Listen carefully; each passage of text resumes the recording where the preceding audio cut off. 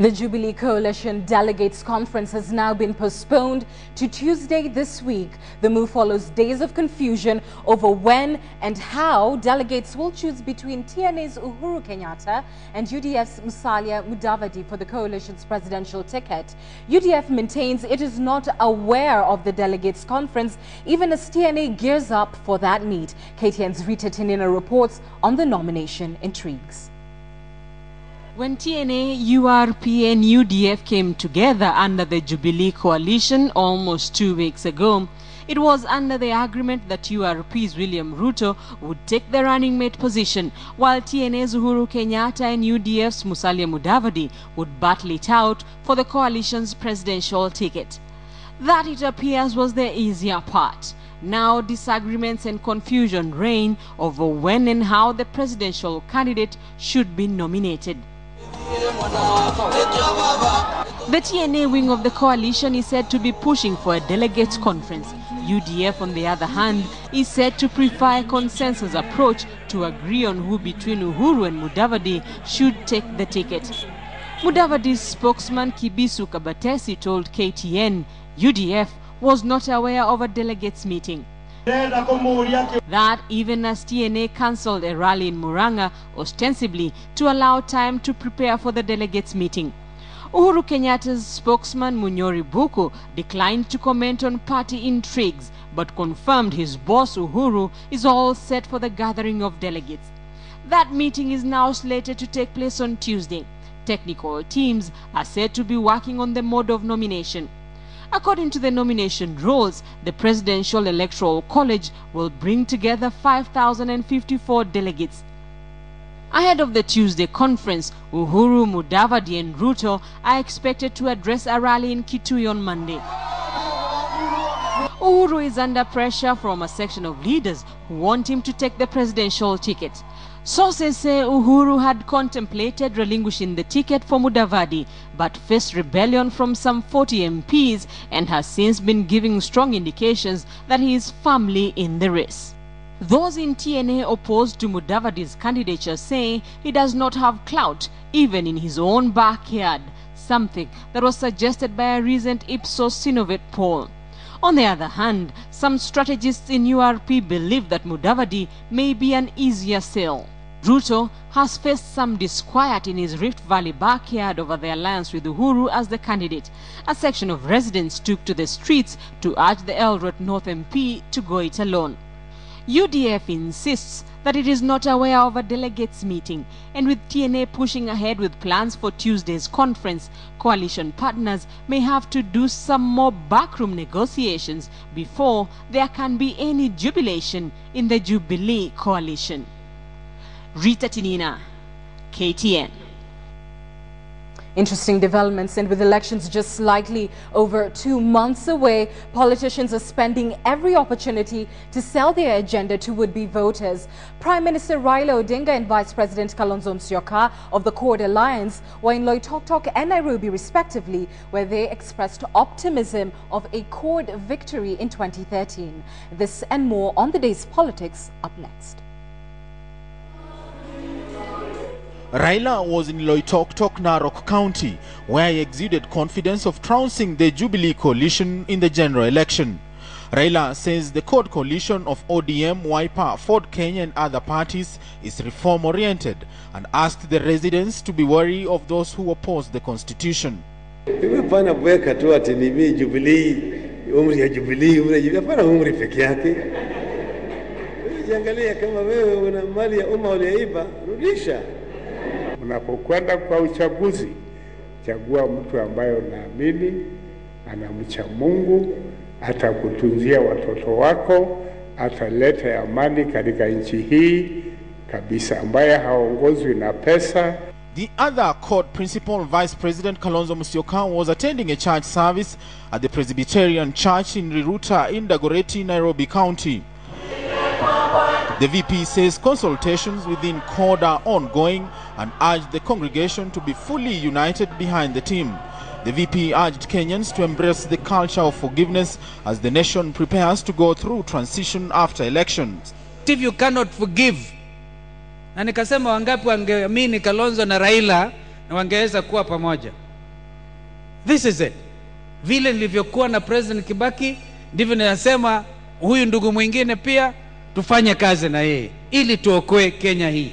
And in the county of Kakamega, the Pambazuko Alliance that is led by Eugene Wamalwa and Cyrus Jirongo was winding up its tour of Western Kenya with a rally at the Muliro Gardens in Kakamega town.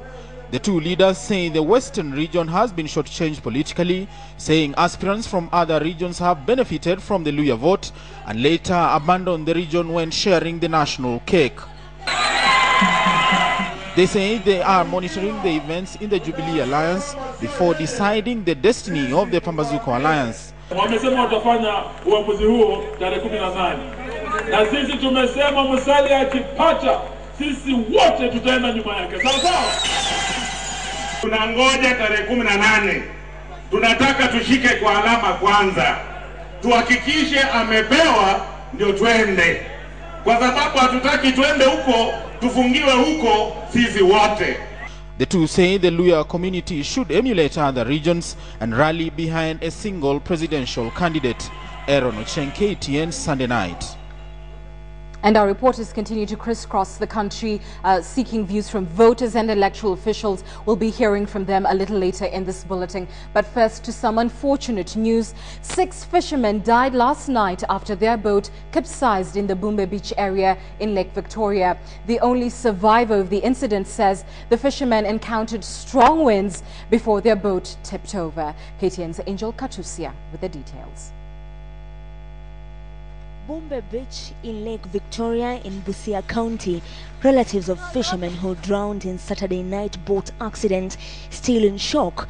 The 6, all aged between 16 and 21, were part of a 7-man team said to have set off on a fishing mission shortly before 8 p.m. Saturday. The young men are said to have been hired by a local fisherman for the mission. The tragedy occurred after the boat started leaking. The 7 panicked as efforts to drain water from the vessel proved futile and the boat continued to sink. 5 of the dead were found trapped in the fishing nets, while the 6th was unable to rescue himself as was not able to swim. The one survivor had to swim to the shores of the lake.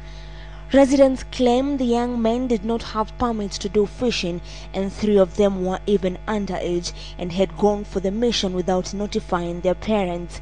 Local government minister Paul Otuoma, who is also the area MP, visited the area to console families of the victims. He blamed the local beach management unit of laxity in enforcing maritime safety measures, which among others prohibit minors from engaging in fishing activities. Some of them were very young people who are not supposed to be in the lake. At least 1 or 2 of them we know are supposed to be school-going children, but they somehow found themselves there.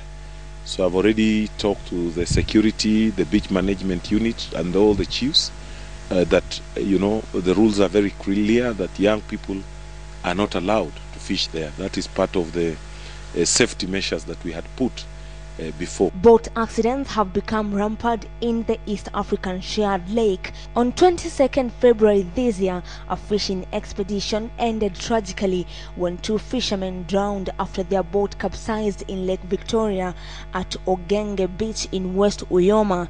On the 14th of June last year, 2 fishermen died and 1 survived when their boat capsized while fishing in Lake Victoria. In November 2010, 15 people drowned after a boat that was ferrying passengers from Sena in Mfangano Island to Mbita capsized. Angel Katuse, KTN, Sunday night. We continue with our rallying call. If you've not registered as a voter, you only have 48 hours to do so in order to participate in the coming general election. The Independent Electoral and Boundaries Commission says it is expecting a busy 2 days of registration. Speaking in Mombasa, Commissioner Mohammed Alawi says IEBC is prepared to deal with the numbers. The commissioner, however, maintains that the exercise will not be extended. 2 days remaining before the conclusion of the voter registration exercise, and IEBC is on the overdrive in sensitizing Kenyans on the importance of registering as a voter. The Commission says the number of those registered by close of business Saturday was 11.3 million people. If we all come out we can actually mop up the balance of the Kenyans who are remaining to be registered. Our machines have stabilized, our clerks have become experienced, and we are willing and ready to register up to the last person on the queue. And so, with 2 days remaining, IEBC was in the coastal town of Mombasa to sensitize residents on the importance of participating in the elections. The commission organized a race dubbed IEBC Voter Marathon with participating athletes from all over the country. And as they took to the streets of Mombasa, the message was very clear: come and register to be a voter, as the date will not be extended.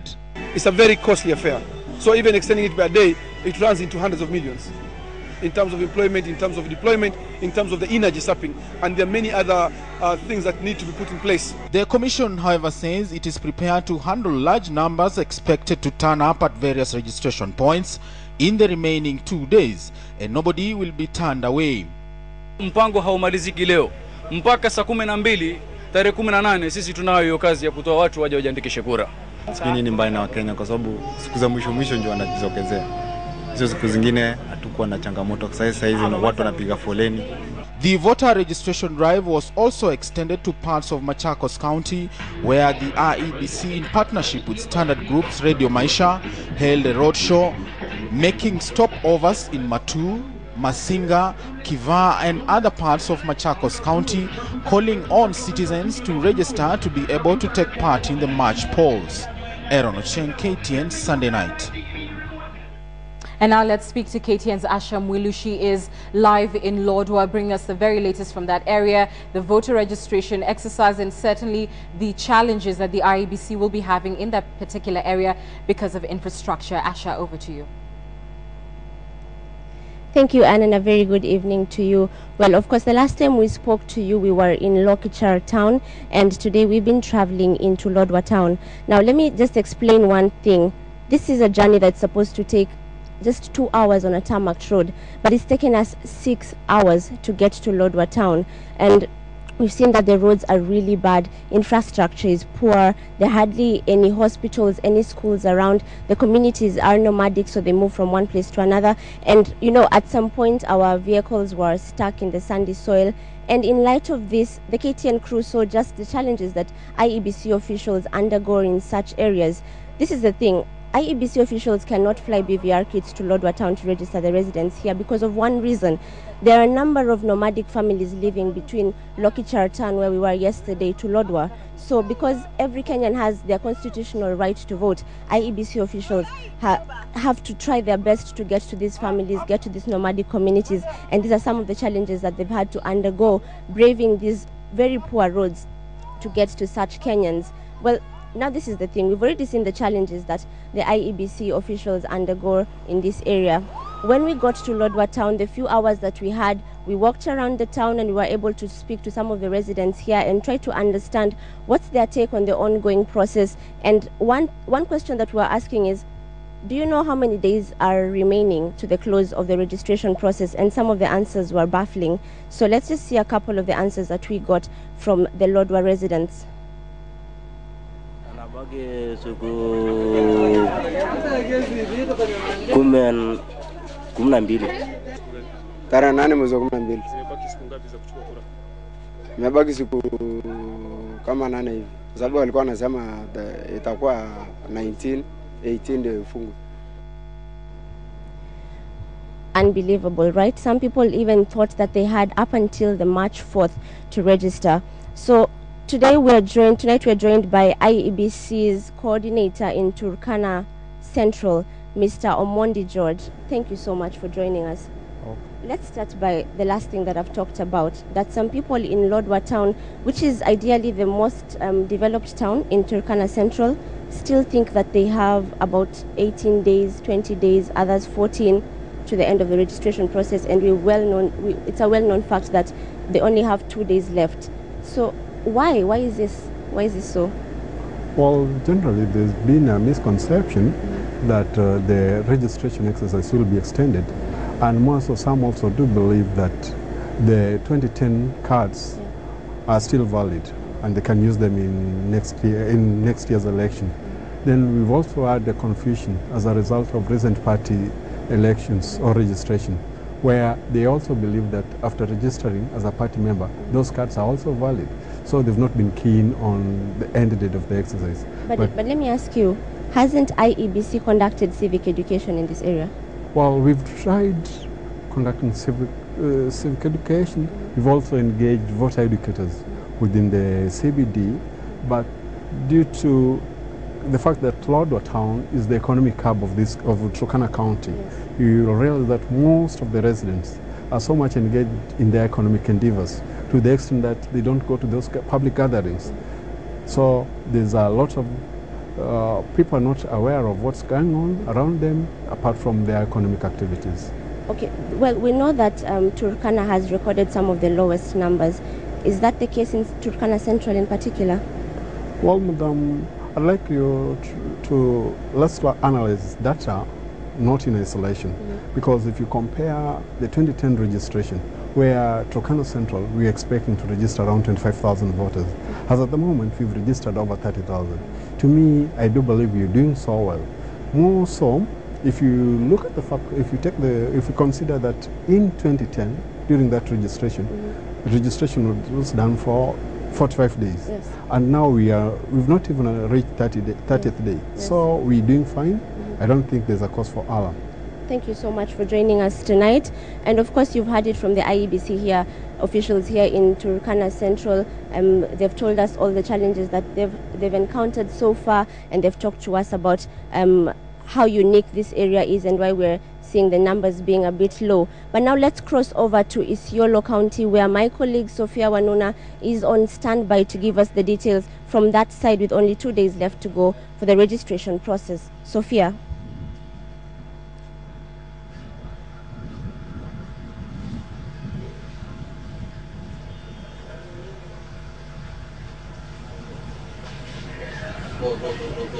Thank you very much, Asha Mulu, coming for us from Lodwar. We are in Isiolo County with just 2 days to go to the deadline of the voter registration exercise. Now, we just have not been here for the past 2 days. Yesterday, we were in Marsabit County. We've been to Lysamis as well. And all we've been doing is really monitoring the voter registration exercise, looking at the status. How is it going on? Well, remember, the last IEBC listing did indicate that Isiolo County and Marsabit County were among the bottom list regarding the voter registration turnout, the people turning out to register as voters. So we've been to the town centres, and what we've been able to realize so far is that is where majority of those who've managed to register so far have registered from. Now, the biggest challenge in this part of the country, as Kenyans will know, the majority of the population here are pastoralists, and for them really it's a nomadic lifestyle, constantly on the move in search of pasture and water, and for them that is what they prioritize. And so the rains, it has been raining, and so it is right now most of them are inland looking out for pasture and, as I mentioned, their water for their livestock, and so they're missing out on the exercise. So those that are in the centers that have been set up in the town centers not quite been able to capture these people. So there is that issue of their lifestyle that has made the voter turnout quite low, with most of them unwilling to return and leave their livestock out in the wild. Another challenge, of course, is voter apathy. Majority of those who've been talking to telling us that they are concerned that in the past they've participated in the election and they have not seen much being done for them by their leaders, and so they don't feel the need to participate in the next election slated for the 4th of March 2013. Now, when we were in Marsabit yesterday, several people coming into the town from bigger towns, Nairobi, Nakuru, coming in to register, and one of the things we were asking them, do they understand that they will also be required to return to vote there as well? They say yes. They say that they want to be able to elect leaders from their hometowns, people that will be able to bring about development from their hometowns. But of course, there's several who have registered as well, maintaining that they will ensure they vote for people whose track record speaks for themselves. They're excited about the forthcoming election, and we will continue to monitor the situation in here in Isiolo, in Marsabit. Tomorrow we'll be heading out to Meru. We had prepared some of the views of the people, not only here in Isiolo but in Laisamis as well, of course also in Marsabit. But we're having a small technical hitch, and so we don't have them available right now, but I'm sure our director Sarah, as soon as they're ready, if they're ready, hopefully we'll be able to have views, look at them, hear the views of the people here, because they have been talking to us, telling us their thoughts and their concerns. Of course, these polling stations, or rather where the voter registration centers, only in the town area, some suggesting that perhaps they should be on the road, following the pastoralist to where they are, to be able to register them. So those are just some of the issues. Again, also the issue of infrastructure. I mean, the road, the tarmac road goes as far as Isiolo. They are run out to Laisamis and Marsabit. It's rough terrain. Some parts really, really terrible, and with somewhat no public service vehicles here operating, then it's also hard for them to move from one point to another to be able to register. So we are watching the situation very keenly. 48 days to go. Continuing to urge our viewers elsewhere around the country who are watching us, if you have not registered, go out there and register. Very important that you do that. So from me here in Isiolo and the great team with us, it's back to you in studio and Kibuta. All right, thank you very much. KTN Sophia Wanuna coming to us there on Quote My Vote, bringing us live information. Let's bring you some breaking news that we are receiving. At least one person has been injured in multiple explosions in Eastleigh this evening. The blasts occurred near the Al Hidayah Mosque that was targeted 2 weeks ago, killing 2 people and injuring several others, including Kamkunji Member of Parliament Yusuf Hassan. We will, of course, keep you updated on this breaking story as it develops. Certainly very unfortunate. Sunday turning out to be, again, another Black Sunday here in Nairobi, where one person has been injured in multiple blasts that happened in Eastleigh. Our team is on top of that story. We'll bring you the very latest soon as we get it. Let's shift focus now. And homosexuality is a difficult subject to discuss, but behind prison bars, it's normal for a man to take in another man in order to satisfy his desires. Some accept it willingly. Others are forced into it through rape or sodomy, constantly emasculated until it becomes a part of everyday life. Lulu Hassan visited various prisons in Kenya to bring you this story told through the eyes of prisoners, and she joins us now. Homosexuality is a difficult subject to discuss or even accept, especially in Kenya. But behind prison bars, it's normal for a man to take another man in order to satisfy his sexual desire. Some accept it willingly, others are forced into it through rape or sodomy, constantly emasculated until it becomes a part of everyday life. The psychological torment haunts them even as ex-convicts are released back into the society. I visited various in Kenya to bring you this nerve-wracking story told through the prisoner's eye in Secrets in Solitude.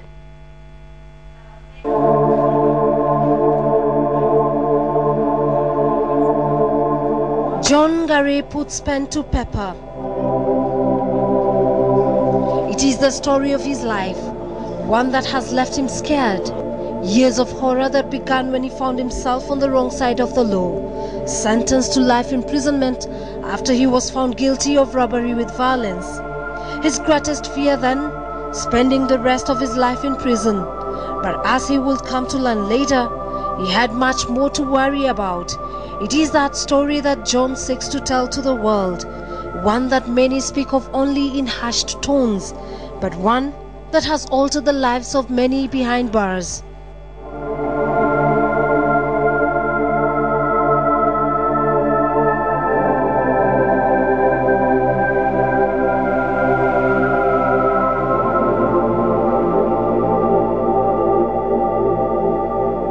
Secrets in Solitude begins now.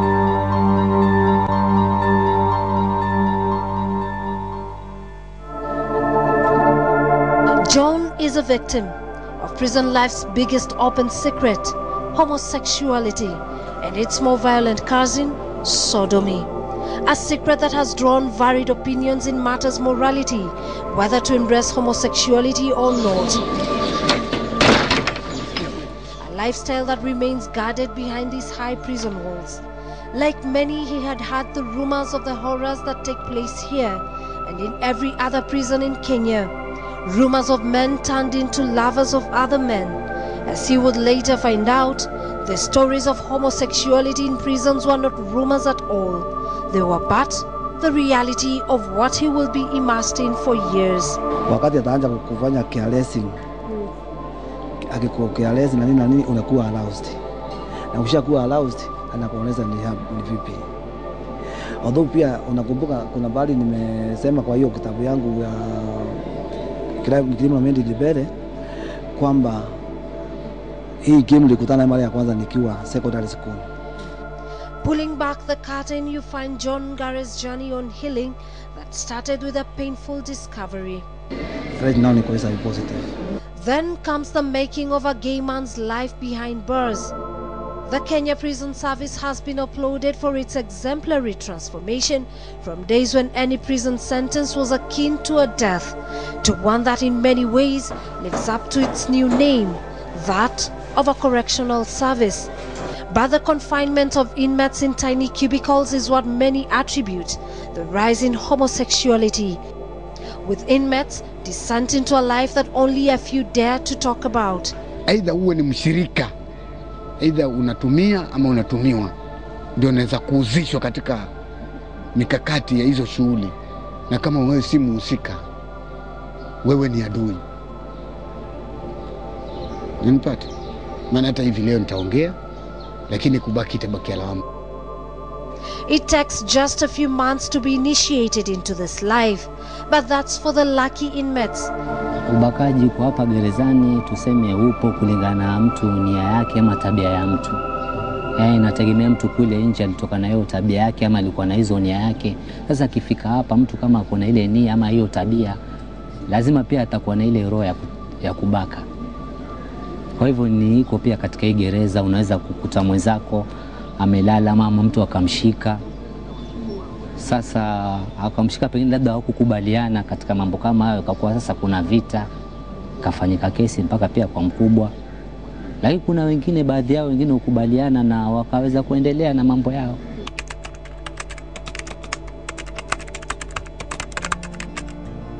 Mimi kutokea nije mahali hapa, kwa kweli niliweza kukumbana na hizo challenge, hizo changamoto ikiwa ni mara ya kwanza. Maana yule mtu ambaye nilikuwa nalala naye yeye alikuwa akiweza anadai kwamba anataka kufanya na mimi homosexual. Nikamwambia mimi siko tayari kufanya hayo mambo. Hata vile unavyoniona, wewe nione tu vile unavyoniona, lakini mimi siko tayari kufanya, maana ni kitu hakiko ndani ya moyo wangu.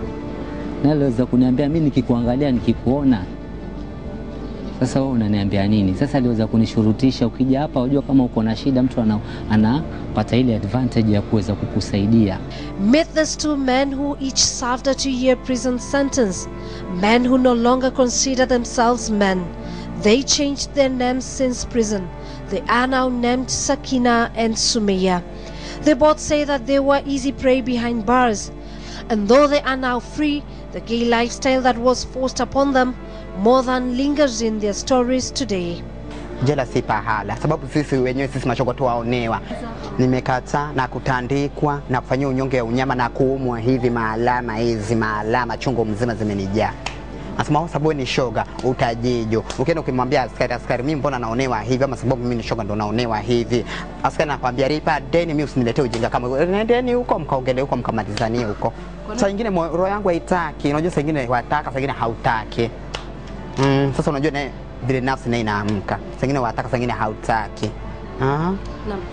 Nafsa hivi mtu sasa nyo wataka ndio mtu naye hakutaki basi. Na sasa yenye utaki ndio mtu naye yakulazimisha. Inside prison, the break of dawn for some signifies a new day to fight for survival. And sex is often a weapon in that struggle, at whatever cost to the inmate's own health. Nakwambia kama unataka kula hapa chakula vizuri, baka ndale na wewe ndio nikupe.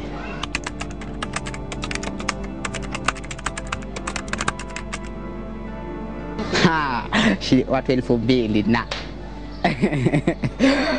wanakupa chakula pale ukipoa baka hivi mapeni, askari jela ashakuja kukunyang'anya, amekupokonya, amekushakunyang'anya. anakwambia kwa mbona wafanya biashara hii huku pesa watoa wapi, hebu leta hii pesa maana tukutandike. Hata wewe ukisikia hivyo wampa zile pesa, roho yangu iko juu, naogopa, nashika na stress, nasema sasa hapa nikijipata nina ndio basi itabidi niambukizane uchungu mzima, nitafanya nini? Kama nikifa nife na wengi, nisife mimi peke yangu.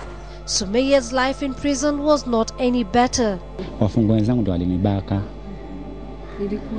Ilikuwa siku mimi mwenyewe ndio nilifanya nikaenda kabaka. Ilikuwa nimetoka nimekuwa sema naenda kwa rafiki yangu kumtembelea mwenzangu mwingine amefungwa miaka 10. Kufika hapo mfungwa mwingine akanishika chooni. Kunishika chooni akanambia wewe mimi leo lazima nitakushika kwa lazima. Akaambia kwa lazima uweze kunishika kwa lazima. Mimi nikaona labda sasa alikuwa na nguvu kama huyu. Alikuwa na kifua. Kunishika lazima akanishika shingo hivi. Kunishika shingo chini akanibwaga. Kunibwaga akanilala. Mimi nikalia hapo nikasema basi ashanipa uki. Nikalia kweli kweli. He considers himself lucky that he did not contract HIV, but he's attracted suitors from all corners. Kinaona mimi hawanita hata wataka kunitumana kwa mwenzake. Wewe unaongea na yule fulani. Mwambie mimi namta. Mimi nalishtuka nimeletewa yogurt baridi, nimeletewa nyama, nimeletewa mchele na shindo simetoka wapi. Wanaume ambao nimelala nao ni watatu. Ile kulala kutaka ama kunishika lazima. Hawa shatu wanashika lazima. Hawa wale wanashika lazima na yule ambaye alikuwa ananisaidia. Hao nilikubali mambo yake. For the two of them, life has to go on and will not change their sexual preferences. And once on the outside, life picks up from where they left it. The struggles this time, though, is to ensure that they are not again found on the wrong side of the law.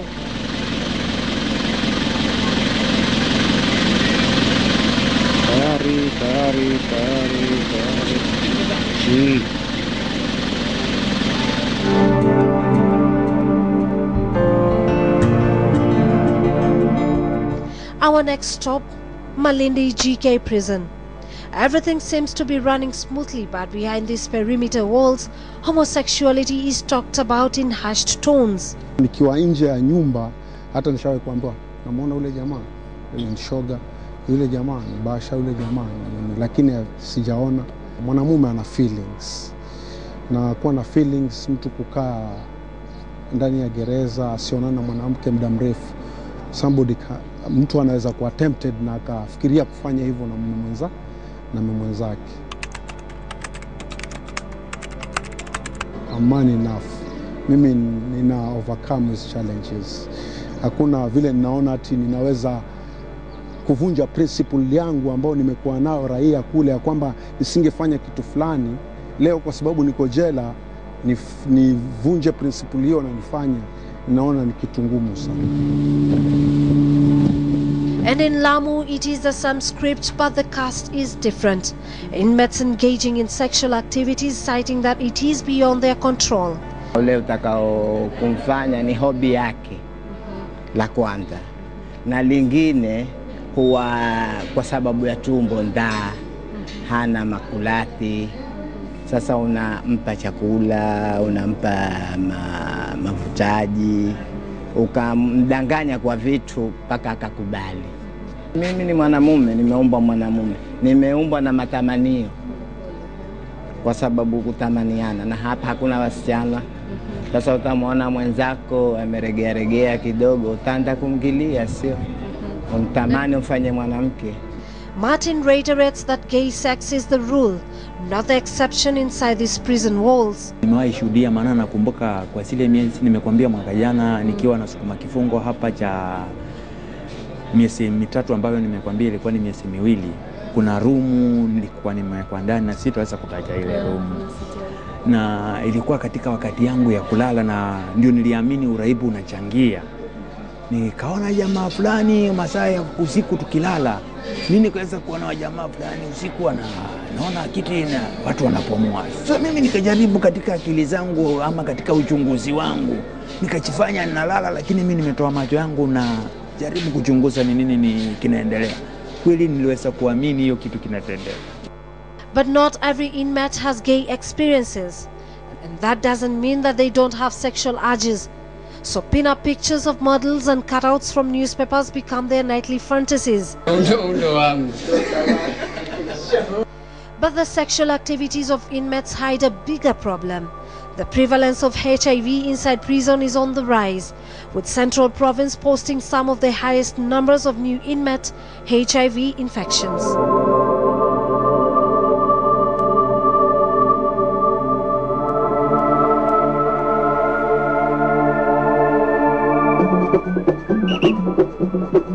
Going into prison may be as a result of crimes that these men have committed, but they emerging from prison with lifestyles or diseases that they did not go in with goes beyond correction of their errant ways.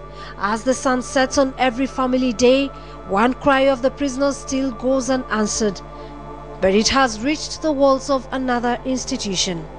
Mr. Speaker, most importantly, what the minister has not addressed is constitutional, and that is the right to conjugal rights as a bill of rights by the prisoners. And Mr. Speaker, I'm dismayed that the Honourable Minister has not made any reference at all to the Constitution. There is a task force which was formed last year, 2011, to work on the issue of the conjugal rights, and it is part of the report, which I said my Minister of Officials are working on it. And then later on it will go to the AG, the Cabinet, and eventually the bill will soon come to the House.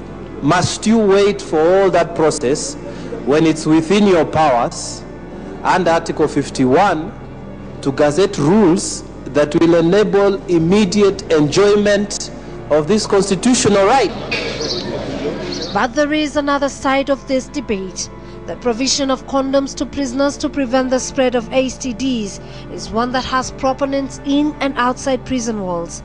Sasa hiyo ndio tutakuwa ni kama serikali itaruhusu hiyo komuluti iendelee, ni kama jamii itakuwa wamepoteza nini nidhamu. Umekaa miaka 2 ndani ya jela au miaka 3, uletewe bibi siku moja bibi wote anafanya nini? Afadhali nisiletwe kabisa, nikaa hivyo mpaka nitoboe, nimefunga. That though would leave both those who provide condoms to the prisoners and the prisoners themselves in a legal dilemma.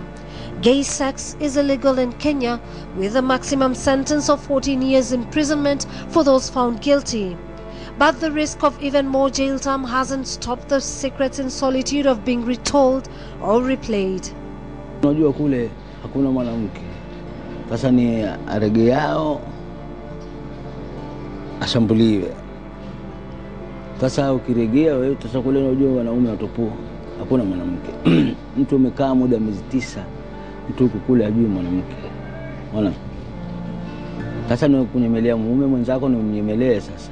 And silence about what goes on behind these walls hasn't stopped the statistics from speaking for themselves on the spread of HIV. We sought comment from Kenya Prison Service officials on the many issues that prisoners have to face and how they are being dealt with.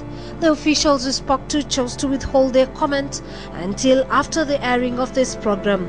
But for better or worse, the wider debate about homosexuality is one that has been avoided, and the secrets in solitude continue being whispered in the dark. Lulu Hassan, KTN. 10 days since Prime Minister Raila Odinga directed relevant ministries to register the Kenya National Union of Nurses, neither the Ministry of Health Services nor the Ministry of Labour has adhered to the directive. And we expect that the talks to continue tomorrow. It's unfortunate that the Minister of Medical Services is insubordinating his supervisor. The Kenyan public should be told by the Minister of Medical Services what specific interest does he have in having the Nurses Union not registered in Kenya. The National Labour Board has rejected the nurses' request for a union on claims that nurses are well represented by the Union of Kenya Civil Servants. Instead of seeking legal redress for the rejection of the application to form a union, nurses working in public hospitals opted to abandon their workstations and take to the streets, where they say they will stay until their demands are met. Mutarudi nyuma? Mutarudi nyuma? Muko tayari kuchapana? Wakikuja mbele mtagonga, nyuma mtagonga, na kando kando mtagonga. Kwa hivyo tuambie tuko nga? Hatucho? It seems the rivalry between the unregistered Kenyan National Union of Nurses and the Union of Kenya Civil Servants has turned violent. Like you can see my shirt, I was attacked by the gangs yesterday night. I have reported to police, and I'm still saying that I'm ready to die, but seeing patients being attended to in public hospitals, the Civil Servants Union will not rest until the calm is in the public hospitals. There were also claims that nurses at the Kenyatta National Hospital were planning to join the strike on Monday. We want to condemn them with the strongest terms possible, that come tomorrow, services will go on as normal, if not better, in this institution. And if you come here tomorrow, you'll confirm. This is the third nurses' strike since December 2011, when the Minister for Medical Services, Nurses and Health Workers representatives signed an agreement that would see working conditions and allowances for nurses and other health workers improved. Catherine Omwando, KTN. The Standard Group today held a street bash in Kisumu City's Oginga Odinga Street aimed at promoting its bi-weekly sports paper, Game Yetu. The family event that drew readers of all ages marks an expansion of the group's strategy to rope in consumers who prefer a holistic take on sports and find conventional newspapers far too limited in their content. Thank you so much, Kisumu, for showing up for that bash. The readership has been overwhelming. I think it has come at a time when sports is really big in this country, and this is the paper which addresses all sports activities in the country. I love the fact that you've brought sports. We can also bring our families, and we've enjoyed it. It's very nice. I love the newspaper. Because you buy a paper knowing it's specifically for sports. And I think I looked at it and I think it is so inclusive. It has international sports and a little of local. So I think it's a good thing. The holiday season is on, of course, and organizations are rewarding their staff for their efforts as the year comes to an end. Aside from gift vouchers, end-year office parties are a common feature in most companies, largely considered as a time to let loose. But just how should one behave in office parties? Are there limits? Here's KTN's Angel Katusia.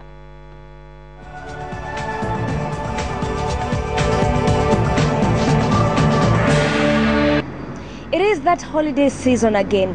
You've worked all year long and you deserve a break, plus a holiday office party. Everyone is excited and talking. The buzz around offices is that of holiday parties going down, and it's going to be lots of fun. A hyped DJ with the latest beats, plenty of food, and there's going to be unlimited drinks. So yes, step away from work, enjoy yourself, let your hair down, fix your face up, put on your best dress, mingle with your co-workers and say cheers. However, in the midst of all this fun, one thing you must remember is to watch every step you take, because these are your co-workers and your bosses, not your friends. And so, control yourself, as you don't want to be the talk of the office for the entire new year. You need to know that there you have your boss, and you might do something which is not appropriate and end up losing your job like that. Following the fact that it's an official ceremony, I think people should behave maturely. A few people have been caught in situations they can't explain after office parties. Others become the talk of the office for months, others lose their reputation, and in some cases their jobs, simply because of overdoing it at the office parties. You know, like when you dance with your boss and drink much, you can end up doing some things which, when you go back to yourself, to your senses, the boss can consider you as a bad person and take you off the job. Office parties should be fun, social and enjoyable, but one should not overdo it. Yes, it's a party and the company laid out all sorts of alcoholic drinks, but remember to drink in moderation. Keep alcohol consumption at a bare minimum to avoid intoxication, which could make you do things you may regret. Conduct yourself professionally all times. They should not drink. Okay, or if they drink, they should behave maturely. I think that's the time people misbehave and a very high level of indiscipline. Yeah. Avoid any other inappropriate behaviors. The office party is not the best place to end your career by doing something inappropriate or illegal. For example, disrespecting your co-workers or even insulting them due to alcohol intoxication. Even when a dress code is specified, dress appropriately, as this is still part of the office in theory and you need to dress well. Shorts zenye ziko fupi sana ndogo zinakuonyesha mwili, then that way you una attract attention to men, and even you can be raped. So I think they are supposed to dress in fashion but decent. Don't treat the office party as a bar party. An office party gives you a chance to see another side of your co-workers. Remember to keep bar behaviors out of the office party. In this era of social media, it is okay to update your friends on your office party via your Facebook and Twitter accounts, but ensure no social media exposes. While it might seem funny at the time to take a snapshot of your drunken work colleague and post it to Twitter or Facebook, it's not funny. Angel Katuse for KTN Sunday Night.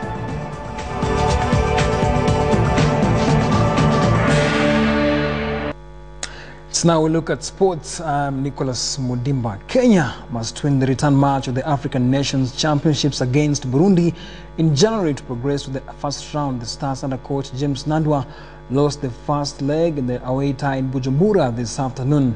The return leg match is set for January 5th in Nairobi. Burundi's goal was netted in the 28th minute after defensive lapse by the Stars' backline. Kenya has to beat Burundi and ensure that the Swallows do not score an away goal in order to get qualified for the first round. Sudan will be Kenya's opponent in the first round should the Stars qualify.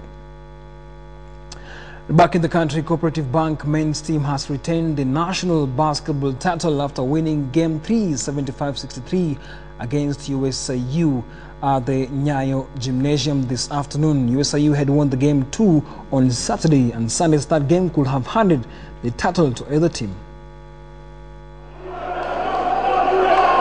After the opening quarter, these two teams were deadlocked at 14-all. But the match seesawed in the second quarter and only a point separated the two as Cooperative Bank took a 30-29 lead at halftime. The third and fourth quarters were fiercely competed for. From the onset of the third quarter, USIU showed real intention of turning the tables on the bankers. After Evans Leting had put the students ahead 31-30, Victor Bosire set up Arun Ramadan for another 2 points for a 33-30 lead. Ramadan's three-pointer left the bankers with their tails between their legs as USIU took a 6-point lead. However, Eugene Genga's back-to-back points brought the score to 38-35 for the students, but the scoreline was soon 39-all. Kevin Kigodho extended USIU's lead, but Genga leveled to make it 41-all. It was Bobby Okwaro who lifted the bankers as he terrorized the students with quick baskets, and at the end of the third quarter, Cooperative Bank were leading 51-47. Okwaro's shooting power and skills were in handy. At one point, the bankers who were seeking to retain their title were leading 56-50.